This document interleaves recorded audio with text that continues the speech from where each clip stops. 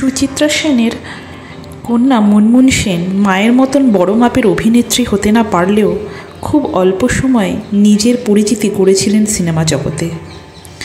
মুনমুন সেন ছিলেন তার মায়ের মতোই সুন্দরী, কিন্তু তার জীবন ছিল বিতর্কে ভরা। অনেক পুরুষের সাথেই তার নাম জড়িয়েছে বারবার।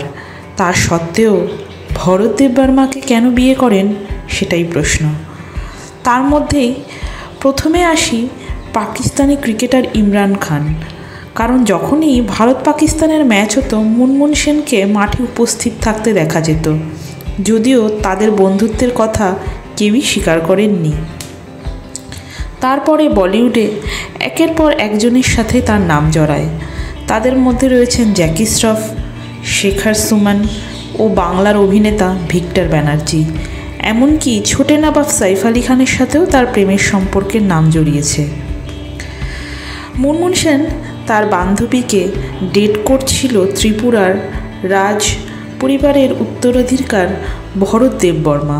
সুপুরুষ মিতভাষী ভরতের সঙ্গে সুচিত্রা কন্যার প্রথম আলাপ হয় এক বিয়ে বাড়িতে। সালটা ছিল 1978 সাল।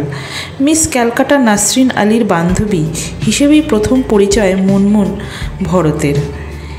বিয়েবাড়ি থেকে মুনমুনের নিজের গাড়িতে করে পৌঁছে দেন ভরত। ব্যাস, ওই দিনই মুনমুন ঠিক করেছিলেন এই ছেলে পুরো ম্যারেজ মেটেরিয়াল। ওই বছর ফেব্রুয়ারি মাসেই ভরত দেববর্মার সঙ্গে বিয়ে হয়ে গেল মুনমুনের, যার রূপে লাস্যে মোহিত ছিল লাখো পুরুষ। দাঁড়িয়ে থেকে মেয়ের বিয়ে দেন সুচিত্রা সেন। হ্যাঁ, তার নিজের বন্ধুর প্রেমিকের সাথেই সে বিয়ে করে ফেললেন। ত্রিপুরা রাজপরিবারের সন্তান ভরত দেববর্মা ও সুচিত্রা কন্যা মুনমুন সেনের দুই মেয়ে, রাইমা সেন এবং রিয়া সেন। মায়ের পথে হেঁটেই দুই মেয়ে তার কেরিয়ার করে নিয়েছেন। একটা সময় মুনমুন সেনের গ্ল্যামারের কাছে অন্য অভিনেত্রীরা পাত্তাই পেতেন না।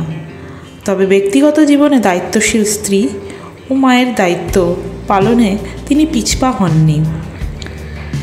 সুখী দাম্পত্যের সিক্রেট কি একবার জানতে চাইলে সাক্ষাৎকারে মুনমুন সেন জানিয়েছিলেন, পার্টনারকে বন্ধু ভাবতে হবে, একে অপরকে অ্যাবিউজ করো না, কটু কথা বলো না, দোষারোপ করো না। তিনি একটা খুব ইম্পর্টেন্ট কথা এখানে বলেছেন। তাদের দাম্পত্যের চাকা গড়গড়িয়ে এগিয়েছে, কিন্তু দুর্ভাগ্যবশত ফুল স্টপ পড়ে যায় তাদের দাম্পত্যে। কাজের সূত্রে তিনি ছিলেন দিল্লিতে, বড় মেয়ে রাইমাও সেই সময় ছিলেন দিল্লিতে। বিকেল গড়াতেই দিল্লি থেকে কলকাতায় পৌঁছান তার স্বামীর মৃত্যু সংবাদ শুনে। চোখে কালো চশমা, ক্রিম রঙের প্যান্ট এবং সোয়েট টি শার্ট, গলায় ওড়না ঝুলছে। মিডিয়ার সামনে মুনমুন দাঁড়ান, তবে সংবাদ মাধ্যমের জটলার কারণে বিরক্ত হয়ে তিনি চলে যান। তিনি খুবই শোকাহত হয়ে পড়েছেন তার স্বামীর মৃত্যুতে। আমরাও সবাই তাকে তার শোকের সমবেদনা জানাই। ভিডিওটি ভালো লাগলে অবশ্যই লাইক করে সাবস্ক্রাইব করবেন। ধন্যবাদ।